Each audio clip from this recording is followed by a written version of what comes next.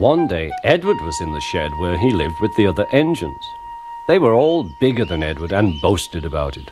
"The driver won't choose you again," said Gordon. "He wants strong engines like us." But the driver and fireman felt sorry for Edward. "Would you like to come out today?" "Oh, yes, please," said Edward. So they lit his fire, made lots of steam, and Edward puffed away. The other engines were very cross at being left behind.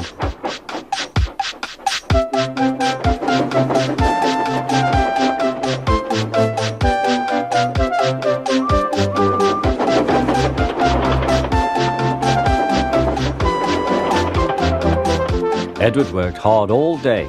The coaches thought he was very kind, and the driver was very pleased.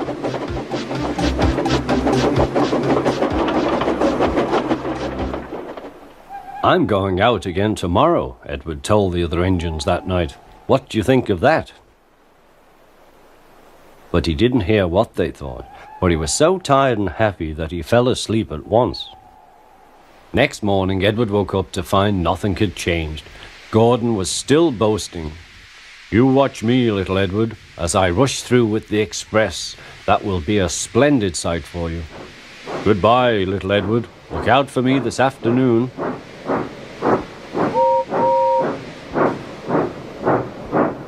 Edward went off to do some shunting. Edward liked shunting. It was fun playing with trucks. He would come up quietly and give them a push. Then he would stop and the silly trucks would go bump into each other. "Oh!" they cried. "Whatever is happening?"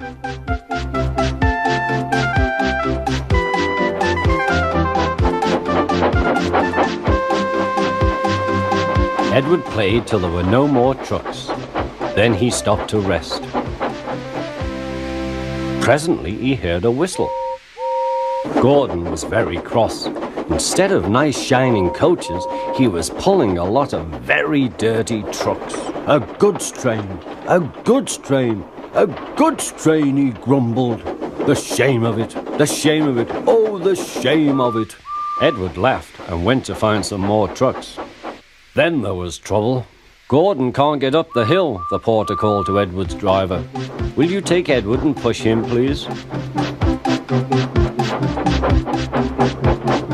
They found Gordon halfway up and very cross. His driver and fireman were talking to him severely. "You're not trying." "I can't do it," said Gordon. "The noisy trucks hold an engine back so." Edward's driver came up. "We've come to push." "No use at all," said Gordon. "You wait and see," replied Edward's driver. They brought the train back to the bottom of the hill.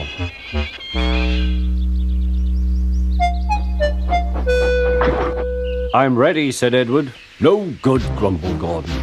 They pulled and pushed as hard as they could.